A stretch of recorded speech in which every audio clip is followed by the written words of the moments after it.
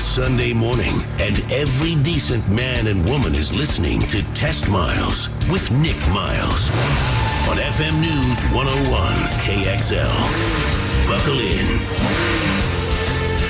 If you're just opening your eyes, that's right, Sunday morning, time to talk cars for the next 60 minutes on your weekly automotive experience. I'm Nick Miles. You're listening to America's automotive radio show, Test Miles.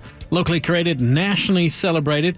I'm joined by a bunch of misfits, rapscallions, ne'er-do-wells. Zhenya, the intern, is here, and my producer, Sean Walker, as well.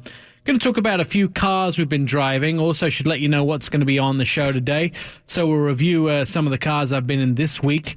Also talk a little bit about our new project. Last year, we did a project vehicle. It was Project Discovery. We designed a Land Rover Discovery and made it into a luxury dog transportation. This year, we have a project coming up, and in the studio, we're going to have a packed studio, by the way, today, if you're ready for the show. We're going to have the guys who are going to lead the project and put the vehicle together. You want to listen closely to this because you'll be able to follow the project as it unfolds over the next few months. I'm excited about this one. You too. are? I am. Just sitting out before the show and doing our pre-talk about what we're going to do the vehicle. I'm kind of excited about it. All right. Well, don't give anything away. I'm not giving anything away. They need to stay tuned and listen. It's going to be fun.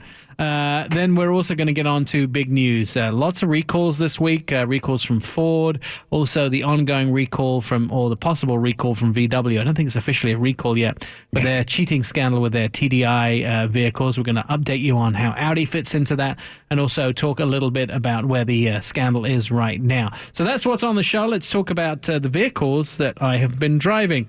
Strangely enough, this was scheduled before the whole shenanigans happened with VW and by the way, they are the biggest automaker in the world by volume, and they include 12 different brands under VW. Seven different European countries, includes VW, Audi, Porsche, Lamborghini, and also Ducati, the ones that we know, and then there's a bunch of others that we don't know so well. But I had an Audi Q5, which had been scheduled for a while.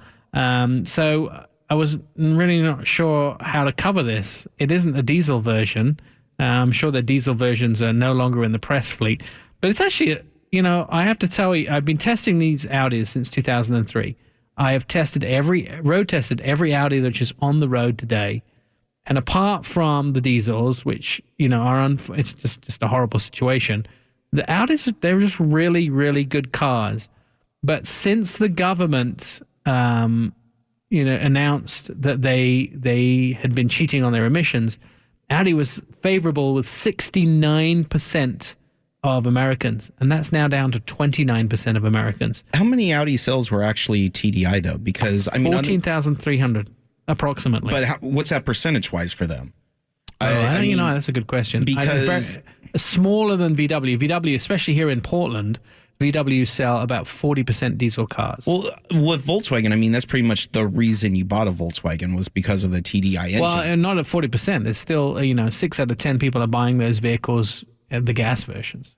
True. But like with Audi, even just the regular V6 engine's a fantastic vehicle. So I would get it with a TDI, obviously, for the fuel economy. But the V6 engine isn't included.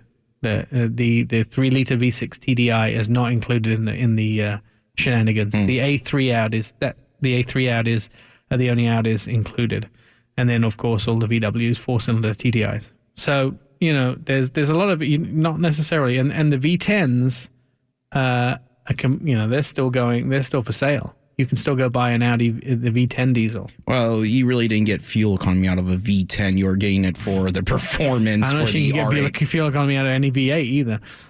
So the Q5, that's what I drove this week. This is a 5-door crossover. Actually, top-notch interior craftsmanship.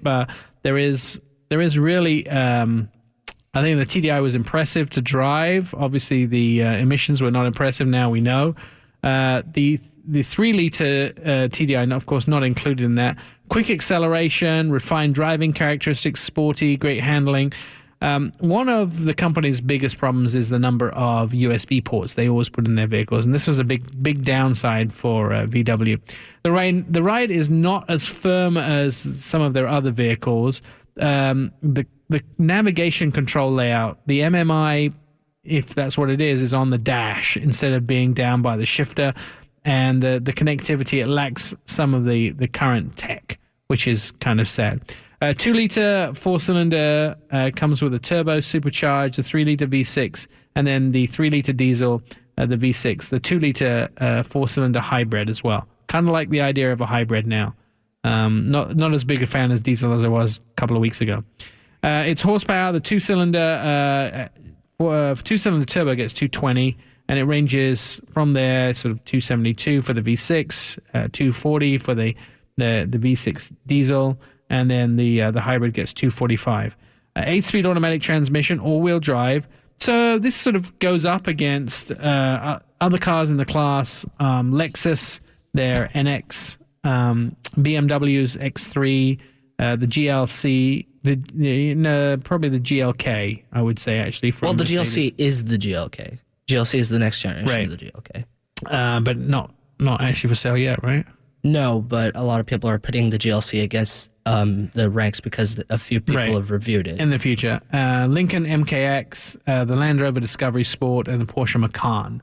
The Porsche Macan, I think, built off exactly the same architecture as this car, so they are the same architecture. Going back to it has, of course, all-wheel drive, miles per gallon. You can get sort of 26, 28, depending on what kind of fuel you use, whether you have a supercharged or not. 31 if you get that V6 in the diesel, and the hybrid actually gets 30. So, good fuel economy out of the vehicle. Comes in lots and lots of trim levels, as every single Audi does as well. $41,823. Still like it. I mean, I still love Audis. I love my German luxury vehicles. Really do. I like the feel of Audis. I mean, you have to actually drive one to actually experience it, but I like how it's luxury, but yet you still have a performance feel with it. I would still probably buy an A8. Yeah, or an A7. A7, A8, yeah. I actually like the A6, the sound of the A6 too. Yeah. Or the S6, rather. I've also been driving the Honda Fit this week, which is completely different.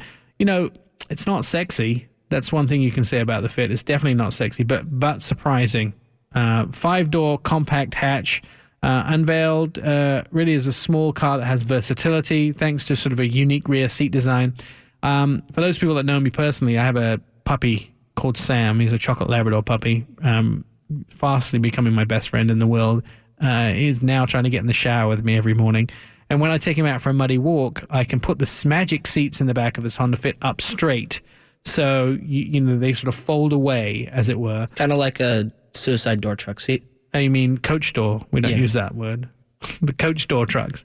Like the seat, the bottom of the seat folds up, and then you can use the floor space, and he gets in there, and he doesn't get all the seats dirty. There's plenty of room for him. I can get my German Shepherd in there as well. So there's lots of room inside the vehicle. It has that touchscreen interface that can be a little frustrating sometimes, especially not having a volume knob. It has a volume touch screen, so you have to touch the screen to change the volume. They have that in a lot of Hondas, and it's very, very it's like the Acuras also have that push-button transmission now, where you push the button to change it to whatever gear you want. So each different gear has a different shaped button. That drives me. But instead of using the actual button on the stereo, use the steering wheel. You can. That's what they're there for. You can use them, but if the passenger wants to change it, it's frustrating. Forget them. You're buying a car for yourself. There you go. Sean's still single, by the way, ladies, if you're interested. It has also the lack of Android integration, and the parking brake can be a little bit of an issue. 1.5 liter 4-cylinder, 130 horsepower, 6-speed manual or a CVT transmission.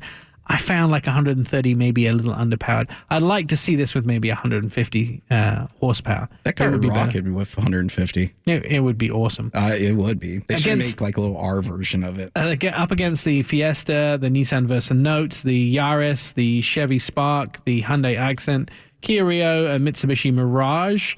Comes in the LX, the EX, the XL, and the EXL with Navi.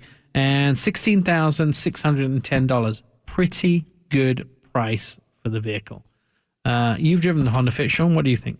I actually liked it. I mean, with those Magic seats, because everyone thinks that it's a small car, but you can get so much stuff in that vehicle. You can actually get up to 2 bicycles up into the back of it. So for a little car like that and being able to transport a lot of stuff, it's fantastic for the price. Yeah, good car, good price. Like both of them this week, the cars we test drove. All right, coming up next, we're going to talk about our brand new project.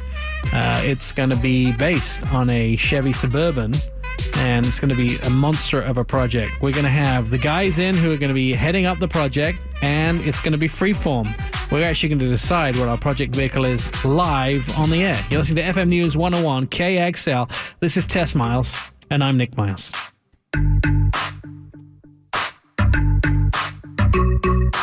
It's Test Miles on FM News 101.